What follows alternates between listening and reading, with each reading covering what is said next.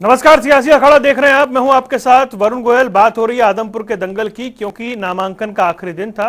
कांग्रेस और Indian national Lokdal की ओर से नामांकन हुआ। कुल 23 नामांकन हो चुके हैं, लेकिन मुकाबला 4 खिलाड़ियों के बीच माना जा रहा है।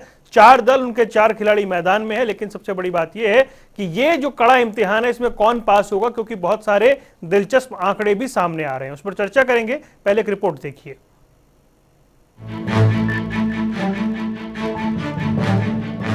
आदमपुर उपचुनाव ने हरियाणा की राजनीति में बेहद ही दिलचस्प मोड़ ले लिया है। इस विधानसभा सीट के लिए बीजेपी, कांग्रेस, आम आदमी पार्टी तो इनेलो मैदान में है और इस सीट पर अपनी जीत का दावा कर रही है।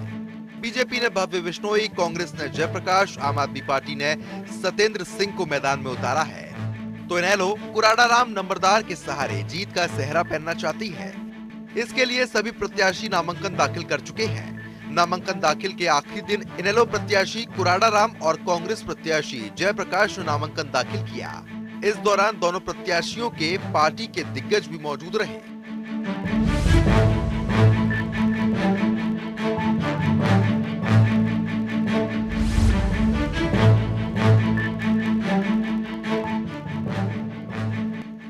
जी हाँ, इसी सवाल ने इस बार आदमपुर की जंग को और भी रोचक बना दिया है। चलिए यहाँ के समीकरण को समझने की कोशिश करते हैं। आदमपुर विधानसभा की सियासी जमीन बीजेपी के लिए अभी तक बंजर रही है। हालांकि बीजेपी ने साल 2014 में अच्छा प्रदर्शन किया था, लेकिन सफलता हाथ नहीं लगी। आदमपुर विधानसभा कांग्रेस का गढ़ माना जाता है। हमेशा से कांग्रेस इस पर परचम लहराने में सफल रही है, लेकिन इस बार कांग्रेस के अपने ही कांग्रेस के खिलाफ उतर आए हैं और इसका सीधा फायदा बीजेपी को पहुंचता दिख रहा है। हालांकि ये तो आदमपुर की जनता बताएगी, लेकिन बीजेपी ने अपने लिए बंजर रही आदमपुर की जमीन को भव्य जीत के साथ हरा भरा करने का दावा कर दिया है। वहीं आम आदमी पार्टी ने सत्येंद्र सिंह और इंडियन नेशनल लोकदल ने कुराड़ा राम पर दाव खेला है और जीत का दावा किया है। न्यूज डेस्क, जनता टीवी। और कई खास मेहमान हमारे साथ जुड़ रहे हैं, जिनके साथ चर्चा करेंगे। हमारे साथ विजयपाल आलूवालिया हैं बीजेपी का पक्ष रखने के लिए, केवल ढींगरा कांग्रेस से, विजेंद्र रेड्डी इंडियन नेशनल लोकदल से और राजेंद्र सोरखी हैं आम आदमी पार्टी का पक्ष रखने के लिए। तो चलिए चर्चा की शुरुआत करते हैं। सबसे पहले विजयपाल जी, मैं आपसे जानना चाहूंगा, ये जो कुल मिलाकर चुनाव की तैयारी है, बीजेपी अपनी संभावनाएं कितनी देख रही है? क्योंकि एक ऐसी सीट है जहां पर इससे पहले कभी बीजेपी नहीं जीती है, लेकिन जो उम्मीदवार आपके हैं उनका परिवार यहां पर दशकों से राज कर रहा है।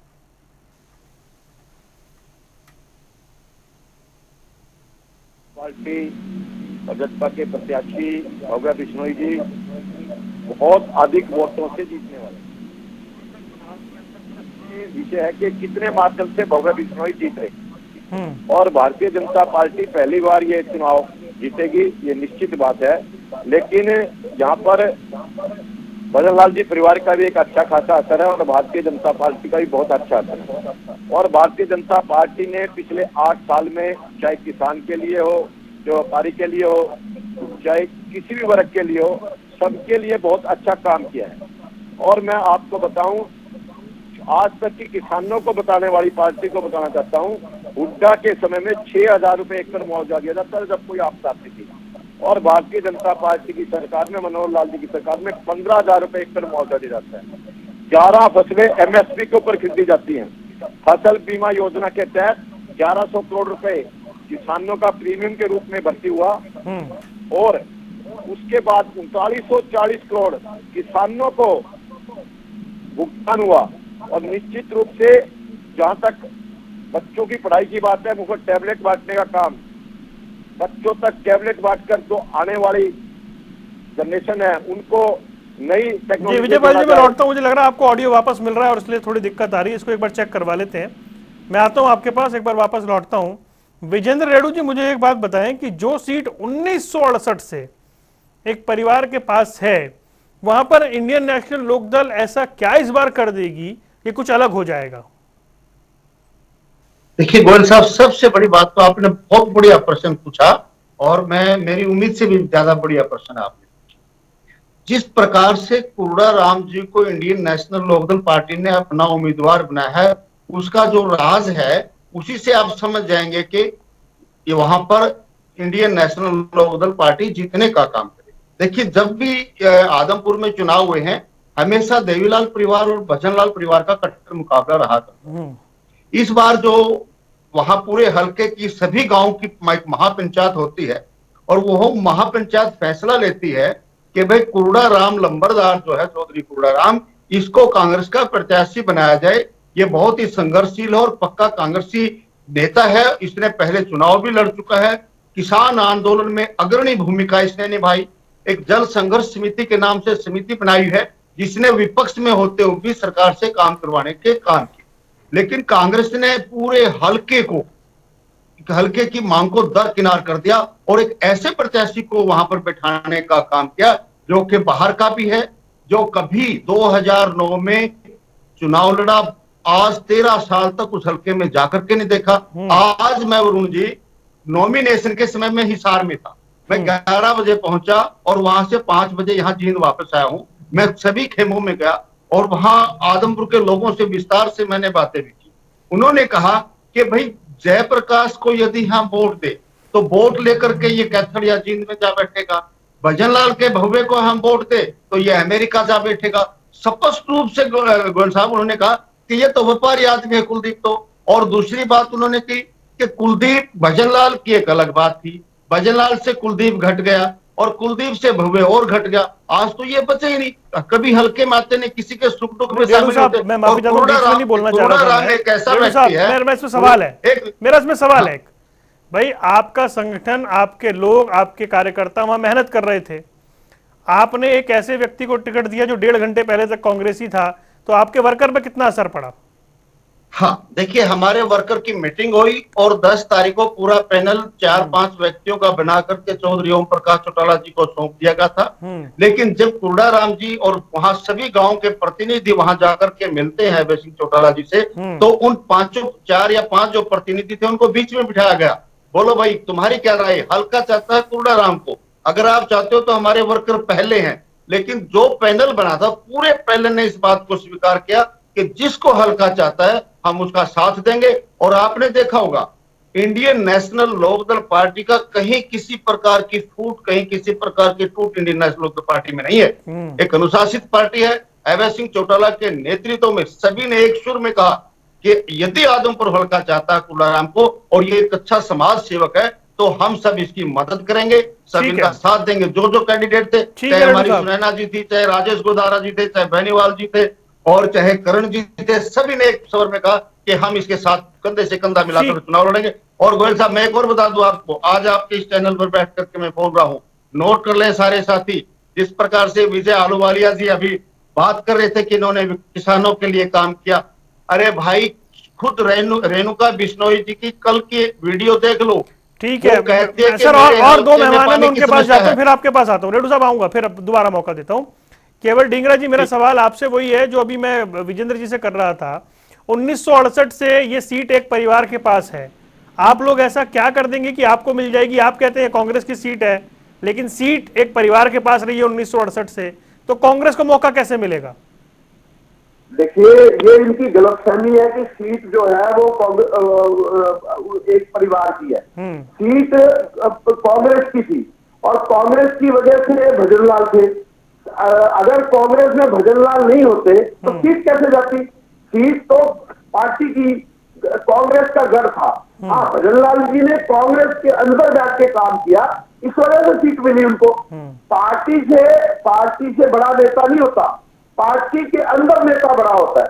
तो मैं फिर कह रहा हूं, ये गलत जो तथ्य गले जाते हैं वो उसको घुमाया इधर उधर चल जाता है। आप ये बताएं, आज पार्टी बनाने की जरूरत क्यों पड़ी आम आदमी पार्टी को? आम आदमी पार्टी के आज एक कोई भी आदमी आगे लड़ लेता है इलेक्शन।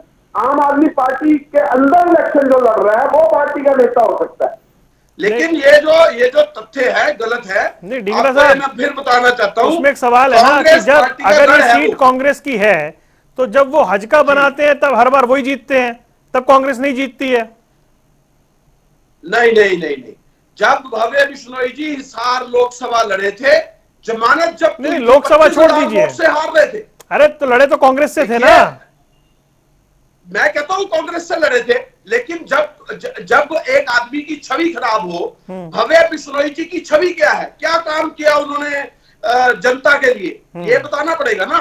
अच्छा। जनता के लिए कोई काम किया नहीं, उनके दादा ने काम किया और पोता जो है वो उनके उठा के चल पड़ा कि मैं काम कर रहा हूं। जब कुलदीप बिश्नोई जी ने कोई काम नहीं किया वहां की जनता के लिए, तभी तो पोता भी नकारा गया ना। इसलिए पोता नकारा गया क्योंकि कुलदीप बिश्नोई ने कोई काम लहर नहीं में किया। निपटे ना सारे। हाई फाई नेता जो हैं, सुनिए, हाई फाई जो नेता हैं वो पूरी स्टेट के नेता बनके भजनलाल जी थे जो चल रहे थे, मुख्यमंत्री रहे 3-4 बार, उनका सम्मान था पूरे हरियाणा के लोगों के अंदर। लेकिन उसके बाद जब कुलदीप बिश्नोई आए तो ये 5 सीटों पे सिकड़ गए। 6 सीट आई थी कुल टोटल मात्र, और 5 आदमी नीचे से निकल के चले गए थे, तब भी समझ में नहीं आई, हजका बना ली। हजका बनाने के बाद बीजेपी के साथ समझौता कर लिया, और फिर उसके बाद कांग्रेस में आए तो ये कहा कि भाजपा जैसी खराब पार्टी कोई नहीं हो सकती, पीठ में छुरा घोंपने वाली पार्टी है भाजपा, और उसी के अंदर अपना बेटा फिर भेज दिया। तो ये क्या किया? ठीक है, जवाब लेता हूँ आलूवालिया जी। जिसको समझ नहीं है वो ऐसे ही करते हैं। आता हूँ राजेंद्र, आ रहा हूँ, मैं माफी चाहता हूँ, आप ही का नंबर था लेकिन सवाल बीजेपी से हो गया। आलूवालिया जवाब दें। समझ में आती है, कांग्रेस को इस समय पता है कि उनकी हालत इस चुनाव में बहुत खराब होने वाली है, और वो मान चुके हैं कि हम गेम से बाहर हैं। और जयप्रकाश जी ने 2009 में चुनाव लड़ा था, उसका हिसाब आदमपुर की जनता मांगेगी। जो जो कारनामे उनके थे उसका हिसाब जब गांव में जाओगे आपको पता लगेगा कि जयप्रकाश जी का हिसाब किताब और भी बताया है। आज इस चुनाव के अंदर निश्चित रूप से कांग्रेस ने अपना दिवालियापन घोषित कर दिया है। क्यों कर दिया है कि निश्चित रूप से जो भिवानी से अब इनके ही नेता जब ये कहते हैं कि हमें पूछा नहीं गया। नहीं, आप तो नाम ले सकते हैं, क्या दिक्कत है? नहीं, मैं नाम ले रहा हूँ, किरण जी, किरण चौधरी, मैं नाम भी ले रहा हूँ। इनसे पूछना तो यही बता देते कि हमसे पूछा नहीं गया। और जो इनेलो के अंदर गए हैं वो कहां से जुड़े हुए हैं? वास्तव में अब कांग्रेस नहीं रही, अब ये भूपेंद्र हुड्डा का कैंडिडेट है, ये हम कह सकते हैं। ठीक है, कांग्रेस देखिए निश्चित रूप से कांग्रेस किरण चौधरी का आदमपुर में रोल क्या है ये तो बता दें कम से कम। किरण चौधरी भिवानी की नेता, ये आदमपुर में ढूंढ रहे हैं उनको, और ये ढूंढ रहे हैं तो हमने स्टार प्रचारक बना दिया उनको। अब तो स्टार प्रचारक के रूप में आएंगी वहां पे, क्यों चिंता करते हो आप? कतई केवल डिंगरा जी, मुझे इसमें कतई इतराज नहीं कि आप किरण चौधरी को नेता ना माने, कोई दिक्कत नहीं है। लेकिन हमने स्टार प्रचारक बना दिया भाई साहब, आलूवालिया साहब, वो स्टार प्रचारक है हमारी अब, और वो स्टार प्रचारक आएंगी। अच्छा, तो पूरे हरियाणा से लोग वहां जाएंगे, लेकिन आदमपुर में क्या रोल है ये पूछ रहा हूं मैं। आदमपुर में तो आदमपुर के लोगों का रोल है ना। अरे भाई, वो अपने आप को पूरे हरियाणा की नेता मानती हैं। डिंगरा जी, मैं अपना बयान नहीं बता रहा। ठीक है, आप रुकिए, अगर वो मान लिया तभी तो बना दिया। ठीक है, आप दोनों रुक जाइए, विजयपाल जी और केवल डिंगरा जी दोनों रुकिए। नहीं, इसको भी काफी देर हो गई चर्चा में और मैं आम आदमी पार्टी को जोड़ नहीं पाया हूँ। फिर वो ऐसा लगता है कि चर्चा से मैं आ रहा हूँ। विजयपाल जी फिर आ जाऊंगा आपके पास। का बयान है, मेरा बयान नहीं है। ठीक है, निश्चित रूप से आपने डिंगरा जी सिद्ध कर दिया कि हुड्डा कांग्रेस का कैंडिडेट। ठीक है, राजेंद्र सोरकी जी ये बताएं कि ये जो पूरा मुकाबला हो रहा है इसमें आम आदमी पार्टी कहाँ खड़ी है? आम आदमी पार्टी की जो स्थिति है बहुत स्पष्ट है, क्योंकि आम आदमी पार्टी ने सबसे पहले इस चुनाव में अपना कैंडिडेट घोषित किया, और आज जैसे सबसे पहले कैंडिडेट घोषित किया, आज पूरे चुनाव में आम आदमी पार्टी सबसे आगे है, और पूरे आदमपुर के अंदर आप आम आदमी पार्टी की सबसे कम वोट आएगी, सबसे कम वोट इसी की रहेगी, आप चेक करना। दूसरी चीज आप ये देखिए, मैं आपको स्पष्ट रूप से ये बताना चाहूंगा कि भजनलाल परिवार की उपचुनाव से ही आदमपुर में शुरुआत हुई थी और उपचुनाव से ही खात्मा होगा। इसके कुछ कारण है जो कि बताना बड़ा जरूरी है, क्योंकि अभी साथी प्रवक्ताओं से आप कुछ सवाल पूछ रहे थे, इनको मालूम ही नहीं था क्या पूछ रहे और जवाब कुछ दे रहे थे। ये देखो, आप जो है ना, सबसे बड़ा कारण देखिए, अभी ये जो आदमपुर से जो भव्य बिश्नोई को कैंडिडेट बनाया गया है, ये भी बीजेपी का एक खुद अपने आप में बहुत बड़ा जुमला है। जुमला क्यों है? क्योंकि अभी इसी 15 अगस्त प्रधानमंत्री जी ने लाल किले से परिवारवाद के खिलाफ लड़ने का आह्वान किया सारे देश को, और आज आदमपुर की जनता ही नहीं, पूरा हरियाणा, पूरा देश देख रहा है क्या ये परिवारवाद से लड़ने का आह्वान था? क्या देश इस तरह से परिवारवाद से लड़ेगा? क्या जो भव्य बिश्नोई को कैंडिडेट बनाया है, क्या परिवारवाद की लड़ाई के ऊपर ये करारा तमाचा नहीं है? और पूरा आदमपुर, पूरा देश, पूरा प्रदेश इस आह्वान का जवाब और इस जुमले का जवाब आपको आदमपुर के चुनाव में देखने को मिलेगा। ठीक। दूसरी बात, आप कांग्रेस की बात देख लीजिए। कांग्रेस वैसे पूरे प्रदेश से अभी बिल्कुल खत्म हो चुकी है, देश से खत्म हो चुकी है। हरियाणा के अंदर जो कांग्रेस है वो केवल बाबू बेटे का गुट है। और आप इस चीज से अंदाजा लगाइए कि इनको आदमपुर का कोई स्थानीय कैंडिडेट तक नहीं मिला, और जो बाहर का कैंडिडेट इन्होंने उतारा है। और पूरे आदमपुर के अंदर आज उस कैंडिडेट की क्या चर्चा है कि भाई ये 13 साल के बाद जेपी आया है, अब ये कांग्रेस की यहाँ पे 13वीं करके जाएगा। ठीक। ये सब वरुण जी जिस समय ढींगरा जी बोलिए, ढींगरा जी बोलिए, कंप्लीट करिए सर, एक लाइन में कंप्लीट करिए। आ रहा हूँ ढींगरा जी, आपके पास आ रहा हूँ। ढींगरा जी आ रहा हूँ, एक लाइन और, काफी देर से मौका मिला था, एक लाइन और बोल लीजिए। अभी जो है ना, भव्य बिश्नोई को जो कैंडिडेट बनाया है, हरियाणा बेरोजगारी में आज नंबर 1 है। मैं माननीय बीजेपी के प्रवक्ता से कहना चाहूंगा कि वह कृपा करके देश को, प्रदेश के बेरोजगारों को वो नुस्खा बता दें कि वह 65 लाख में पढ़ाई ग्रेजुएशन करके लौटे हुए प्रत्याशी की संपत्ति जो है वो पिछले 2.5-3 साल पहले जो चुनाव हुआ था, संपत्ति 2 गुना 3 गुना बढ़ गई, कर्ज आधा हो गया।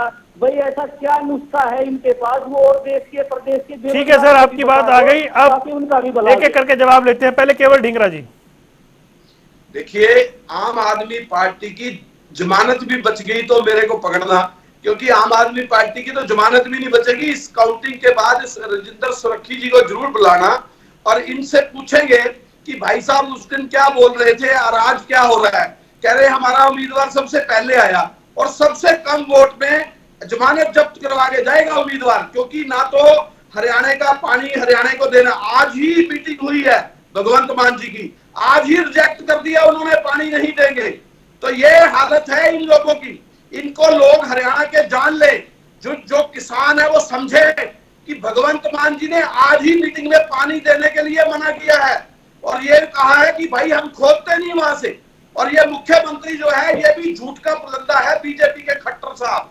इन्होंने भी जो मीटिंग में आज इनको बुलाया था सुप्रीम कोर्ट के ऑर्डर के बावजूद, सीधी जो है जो बातचीत हुई है उसका एक हवा में जुमला बनाया और उसको उछाल के खत्म कर दिया सुप्रीम कोर्ट के ऑर्डर के बावजूद। ये दोनों हरियाणा के किसानों के हक के आदमी नहीं है, इसीलिए किसान भाई ये सोचे कि इन लोगों को वोट दी तो वो किसानों के अगेंस्ट जाएगी। ये भी बात क्लैरिटी में है। और ये लोग जो हैं हरियाणा के किसानों के लिए घातक लोग हैं, जिन्होंने हरियाणा के किसानों को दिल्ली के बॉर्डरों पर बिठाया और केजरीवाल ने वहां जमीन तय की थी कि इस कमरे के अंदर आ जाओ, आपको यहीं कैद कर लेंगे सभी किसानों को।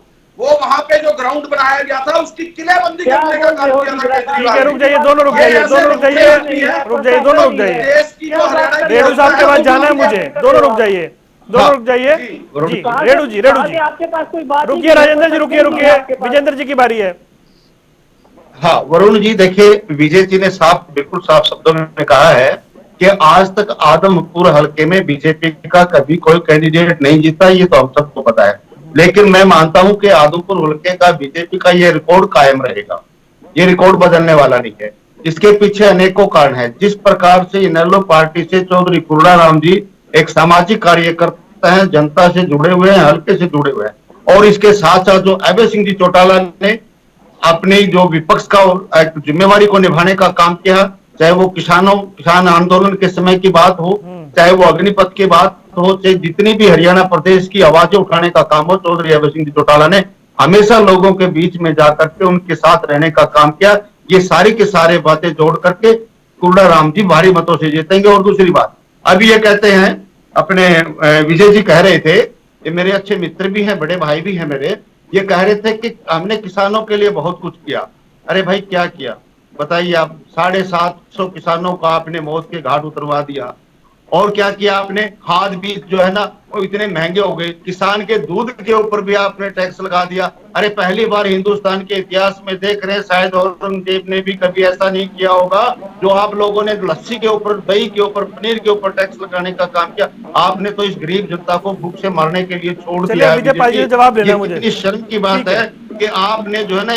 और दूसरी बात, 1 मिनट और 5 सेकंड और लेता हूँ वरुण जी, मैं अभी रेणुका जी का कल बयान आया हुआ था, परसों वीडियो मैंने सुनी, वो कह रही है कि मेरे हलके का विकास नहीं हुआ, मेरे हलके में पानी की समस्या है, मेरे हलके में बिजली की समस्या है, ढानियों में बिजली नहीं पहुंची। आप लोग बार बार दावा करते हो कि हमने हरियाणा प्रदेश को जगमग बना दिया है, लेकिन आदमपुर हलके में तो इलेक्शन 6 महीने से इंतजार था, 3 महीने से आपने अब तक भी वहां पर लाइनें नहीं बिछवाने का काम किया। अब वो कहते हैं कि हमने 500 करोड़ रुपए मंजूर करवा दिया, एक के बाद एक हम सीवर बिछवाने का काम करेंगे। आज सीवर आपने दे रखा नहीं, पानी आपने दे रखा नहीं, पीने के पानी के लिए लोग तरस रहे हैं, बिजली के लिए लोग तरस रहे हैं, सड़कों का हाल आपने देखा, स्कूलों को बंद कर दिया इस चुनाव के डर से, दोबारा से मर्जी को खत्म करने जा रहे हैं आप। उनको पता है कि ये मर्ज हो चुके हैं, बच्चे सड़कों पर बैठे हैं, उनको अध्यापक नहीं मिल रहे। आप किस मुद्दे को लेकर के दो सवाल आए विजय पाल जी आपके लिए। एक सवाल ये है कि भाई अगर वहाँ विकास नहीं हुआ तो फिर एंटी इनकम्बेंसी वोट कहा जाएगा। दूसरा एक सवाल पूछा गया है कि जो वंशवाद की बात आप कर रहे थे तो आप टिकट दे रहे हैं। गोयल जी, मैं सभी बातों का बारी बारी जवाब देता हूँ। पहले मेरे आपके प्रवक्ता ने कहा था कि कांग्रेस के ऐसे कैंडिडेट को टिकट दे दी जिसकी तरामी होगी, कांग्रेस की तरामी करेगा। और मैं आपके प्रवक्ता बताता हूँ, इनका कैंडिडेट ना 9 में है ना 13 में है, ये इनको पता लगना चाहिए। दूसरी बात ये बताना चाहता हूँ कि जहाँ तक परिवारवाद की बात है, भारतीय जनता पार्टी निश्चित रूप से परिवारवाद में विश्वास नहीं करती। अगर एक कोई उपयुक्त कैंडिडेट, अगर उसको ये, इसका मतलब ये नहीं है कि अगर किसी परिवार के अंदर वो पैदा होकर अपनी राजनीति करता है उसको पार्टी टिकट नहीं देगी। भव्य बिश्नोई जी ने भारतीय जनता पार्टी क्या जाता है। राजेंद्र रुक जाए, उनकी बारी है। राजेंद्र रुक जाए, राजेंद्र जी उनकी बारी है। रुकिए रुकिए रुकिए राजेंद्र जी, उनको आपको पता, आपको यहाँ बिठा रखा है, यही बहुत है, आप सुन लो। नहीं ऐसा नहीं सर, हमारे लिए सारे गेस्ट बराबर है। नहीं सर गेस्ट बराबर है, लेकिन मैं एक निवेदन करता हूँ आपसे, और भी बहुत पार्टी है जिनकी 0 सीट है, आप उनको भी बुलाना करो, हमें कोई इतराज थोड़ा है, ये आपका अधिकार है। मैं आपके अधिकार को क्या नहीं कर रहा हूँ। इनका लोकसभा में 0 है, विधानसभा में भी 0 है, तो मुझे आपके उसके बुलाने में आपका अधिकार है। गोयल जी, मैं उसको नहीं बात कर रहा, लेकिन मैं दूसरी बात आपके सामने रखना चाहता हूँ कि निश्चित रूप से हमारे इनेलो के प्रवक्ता कह रहे थे कि किसानों के लिए, देखिए निश्चित रूप से जब हम किसानों की चर्चा करते हैं, किसानों के अंदर किंदेला कांड की भी उनको ध्यान रखना चाहिए, हुड्डा के अंदर काजमा कांड का भी ध्यान रखना चाहिए। आपको भी रोहतक में विजय सिंह की रोहतक आर्मी बुलाकर चर्चा कहीं और जा रही है। मैं क्या मुद्दे पे बात कर रहा था, चर्चा कहीं और जा रही है। मूल मुद्दे पर आ जाए, गोलियों से बनवाने मुद्दे पर आ जाए। आप रुके, दोनों रुक जाए। ढींगरा साहब मुझे ये बताइए, बार बार कह रहे हैं जेपी 13 साल से आए नहीं वहाँ पे, 32 नौजवानों को मारा था टोल प्लाजा पर। जाइए विजेंद्र जी और विजय पाल जी दोनों रुक जाएं। नहीं सर, चर्चा कहीं और जाती है तो आनंद नहीं आता, आदमपुर पे रहेंगे। ढींगरा साहब, आपके विरोधी कहते हैं जेपी 13 साल से इलाके में नहीं आए। अभी एक सेकंड नहीं सर, जेपी तो लोग हैं, कैंडिडेट इलाके में ही तो रहते हैं। वहाँ लोकसभा का जो चुनाव लड़ा था, वहाँ पे विधानसभा का चुनाव लड़ा, ये सारे एरिया जो है हिसार का तो एरिया है। और जेपी ने जो एमपी का चुनाव लड़ा, दूसरे चुनाव लड़े, एमपी के अंदर ही तो वो सीट आती है आदमपुर। ये कहना। और आपको एक और चीज बताता हूँ, आदमपुर की जनता हुड्डा साहब के नेतृत्व में सारी की सारी जो कांग्रेस के जितना गढ़ था वो सारा का सारा तो हुड्डा साहब के नेतृत्व में अभी बैठा था। इवन की भजन लाल जी के जो खास मित्र पोकर मल जी जो थे, उनका बेटा भी प्रदीप बैनीवाल भी हुड्डा साहब के साथ था। और ये सारे की सारी टीम टोटल वहां पे लगी हुई है। हमारे 3 बहुत बड़े इलाके जो है, बालसमंद हो गया, दूसरा हो गया, तीनों पे ऑफिस है, तीनों पे हमारे पूरे लोग लगातार जुट रहे हैं इलाकों के अंदर। और जो कह रहे थे कि सब एक तरफा चल रहा है वो पूरी बातचीत क्या जी, और जो लोग कह रहे थे सब एक तरफा चल रहा है, ये तो आपको रिजल्ट बता देगा ना। एक तरफा कांग्रेस की जीत है। नहीं, सभी लोग कांग्रेस पार्टी में एक तरफा फैसले लिए जा रहे हैं, मैं तो वो कह रहा हूँ। वो तो गलत पता ही है गलत आपको। बात है ना, एक तरफा फैसला हुआ ही नहीं, 3 का पैनल बना, इंदिरा एक जी को आपने क्लियर मान किया तो गया, लिया, एक को आपने सीट उद्धव दी साहब गई। के नेतृत्व की ये बात मान तो ली। भाजपा के लोग इधर उधर की बातें करके फैलाने का काम करते हैं। सर, आपके नेता शुरू इनका करते हैं ना, कोई ये तो वजूद मान नहीं लीजिए। है। भाजपा ढींगरा साहब, भाजपा शुरू आपके नेता उगते करते हैं। सूरज को पानी देने का काम हुड्डा साहब को वोट दे रहा है आज की डेट में। उगते भाई, सूरज को पानी देना हुड्डा साहब अगर को वोट देना अगर आज के डेट बीजेपी, में। और ढींगरा उगता साहब, सूरज है आने वाले ढींगरा साहब, मुख्यमंत्री। अच्छा एक सवाल ले लीजिए, समय खत्म हो रहा है। जी। अगर बीजेपी तुकबंदी कर रही है, अगर बीजेपी इधर उधर की बातें कर रही है, तो मौका तो आप ही के नेता देते हैं ना। नहीं, वो देखिए डेमोक्रेसी है ना, डेमोक्रेटिक पार्टी है, हर आदमी को बात कर रखने का अधिकार है। लेकिन जहां तक हिसार और आदमपुर का सवाल है, एकजुट होकर सभी लोग अपने काम पे लगे हुए हैं। जो रिजल्ट आएगा उस दिन इनको बुलाना जरूर, और उस दिन फैसले के सबसे ऊपर पहले नतीजे भी हम ही मैं दिखाएंगे, सबसे आप चिंता बधाई ना भी करें। दूंगा। मैं बधाई भी दूंगा मैं इस कहना चीज़ से। उस दिन किसी अपने नेताओं पर रोक न लगाना कि उन्होंने मदद नहीं की, वो आप प्यार है, हमें पता सर, है। मैं आज बधाई लेने के लिए आऊंगा आपसे। ढींगरा जी निश्चित ही वो देनी पड़ेगी, उसको पता है। आज निश्चित मैं बधाई लेने के लिए आऊंगा उस दिन, और हम सभी प्रवक्ता हैं, वरुण भाई, हम हर आदमपुर के डिबेट में इकट्ठे होते हैं। विजय पाल जी, आप उस दिन जरूर आना, और वरुण जी जो है आपसे बातचीत करेंगे, और मैं बधाई लेने के लिए आऊंगा आपके पास। किसानों की अभी एलानिया कह रहा हूँ आपको। चलिए सर, मैं माफी चाहता हूँ, आज समय इतना ही है, हम जो लेकिन है, आदमपुर पर रोज चर्चा होती रहेगी, आज कुछ ना कुछ होता रहेगा और नई नई चीजें सामने आती रहेंगी, तो हम भी समझेंगे कि आदमपुर का चुनाव कितना दिलचस्प होता जा रहा है। आप चारों मेहमानों का जुड़ने के लिए बहुत बहुत शुक्रिया। आदमपुर का दंगल बड़ा दिलचस्प है, साख की लड़ाई है, साथ ही साथ किसी के लिए एंट्री गेट है, तो किसी के लिए अपनी पार्टी को खड़ा करने का मौका है। इसीलिए आदमपुर का चुनाव बेहद दिलचस्प दिखाई दे रहा है। सियासी अखाड़ा में फिलहाल इतना ही। देखते रहिए जनता टीवी।